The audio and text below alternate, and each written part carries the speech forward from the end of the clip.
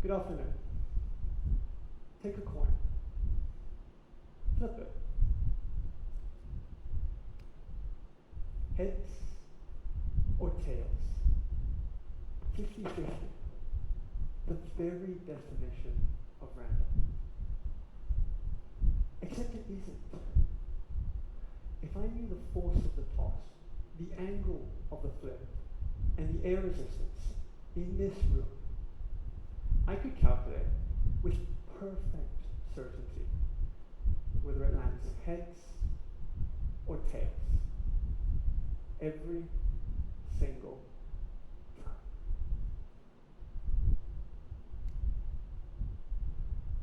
This coin is the perfect example of determinism. The idea that every event is the inevitable result of everything that comes before it.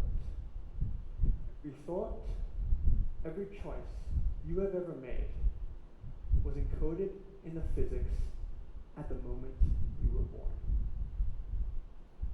That's not a comfortable idea, but it's one worth sitting with. Because how you answer it changes everything. How you understand science, how you understand consciousness, and ultimately, the power of possibility within your own life. Quick experiment. Think of a number between 1 and 10. If you thought of 7, please can you raise your hand? That's approximately 1/4 of the audience. But why? Well, actually, it makes sense. Because when asked that very question, roughly 1 in 3 people pick 7. Not because it is the most random, but because to us, it feels the most random. Odd, prime, and nowhere near the edges. We humans are pattern-seeking creatures. That instinct kept our ancestors alive. The brain that spotted a predator survived. Yet, that instinct is also what makes us call things random, when the pattern is simply too complex for us to see. Chaos isn't the opposite of order. It's order that exceeds our comprehension.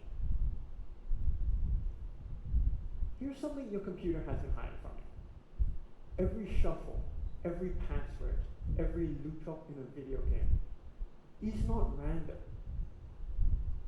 It uses a deterministic recipe called a pseudo-random number generator. Feed it a starting value called a seed, and that algorithm produces a sequence of numbers statistically indistinguishable from randomness. Yet, if I know just that first starting value, I can reproduce every number in that sequence in order forever. The most convincing illusion of randomness isn't random at all. It's just a very good algorithm. In cryptography, engineers mine uncertainty from the physical world. Thermal noise, keystroke time. Because pure mathematical randomness doesn't exist. In the world of the computer, there isn't luck. There's only hidden causality. In 1961, Edward Lorenz re-entered a number into his climate simulation. 0.506. Instead of the number 0.506127. A difference of 0.000127. Essentially nothing. The forecast that followed? Completely unrecognizable. That is the butterfly effect. The idea that a butterfly in Brazil could, through an incomprehensibly long chain of cause and a man, set off a tornado in Texas. But here's what most people miss. Chaotic systems are not random. They are deterministic.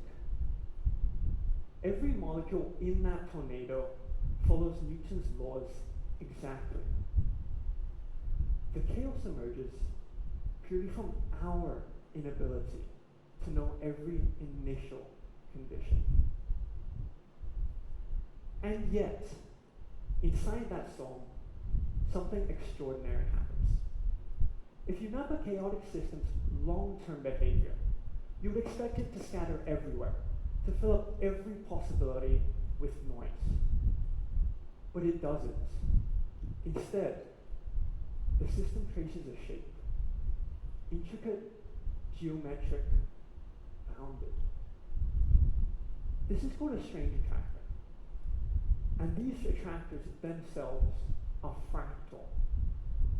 Patterns that repeat at every scale, built from simple rules applied over and over. The same geometry appears everywhere in nature.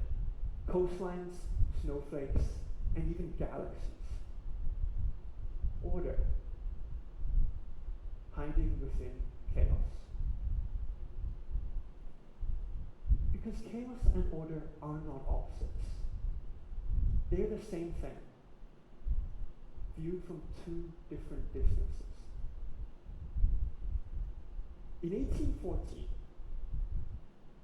Pierre-Simon Laplace imagined an intellect so vast that it knew the exact position of every particle in the universe. For such a mind, nothing would be uncertain. The future, like the past, would lie fully open. Laplace's demon, pure determinism. And its implication? Free will is an illusion. Every choice you have ever made was encoded in the physics at the moment of the Big Bang. Philosophers call it a suffocating mantle. The idea that we are actors, reciting a script we didn't write. And then came quantum mechanics, which at the subatomic level, the universe appears genuinely irreducibly random. Heisenberg's uncertainty principle isn't a measurement error. It's a feature of reality itself.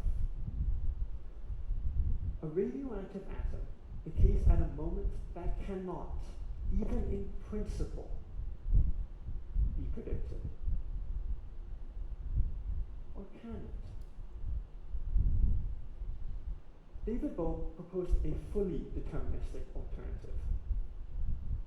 Hidden variables, a deeper layer of reality that we simply cannot observe. And John Archibald Wheeler took this one step further. That information, not matter, not energy, is the universe's most fundamental constituent. And that reality, at its core, is computational. What if the universe isn't just like a computer? What if it is one? Now, I want to be careful here. There isn't a claim that we're living in a simulation. The answer to life, the universe, and everything in between probably isn't 42. But the question it raises is important. Is there a difference between a universe that follows laws and a universe that runs an algorithm? Just think about it. A physical law is an equation. An equation is a rule. And a rule, applied across initial conditions, is an algorithm. In that sense, physics has always being computational. We just don't usually say it out loud. And yet, here you are. You feel with total conviction that you are choosing to listen to me right now. The philosopher A.C. McIntyre made a really important distinction. If someone pushes you and you fall over, well, that's just physics. But if someone gives you a compelling reason to change your mind, and you do, that's something different. That's rationality. You weren't pushed, you were persuaded. And McIntyre's point is that those two are very different, even in a deterministic universe. But let me bring you back to that point.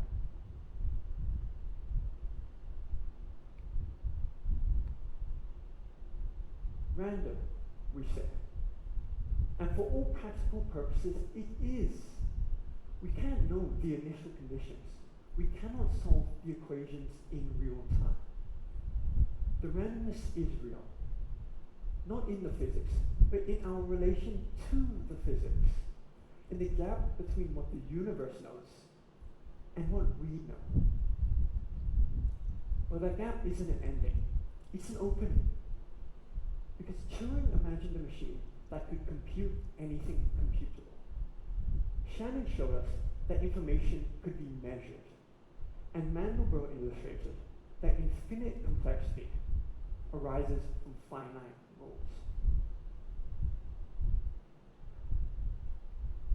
Each of them stared into the noise and refused to stop asking, what is the signal hiding here? That is the power of possibility. Not the naive belief that anything can happen, but the disciplined conviction that hidden order exists. And we, I and you, have the minds capable of finding it. Because we are not cogs in a deterministic machine. We are the decoders. Every generation inherits the noise of the one before it and leaves behind a little more of a pattern. So, are we living in a chaotic universe? Or one whose patterns we simply haven't decoded yet?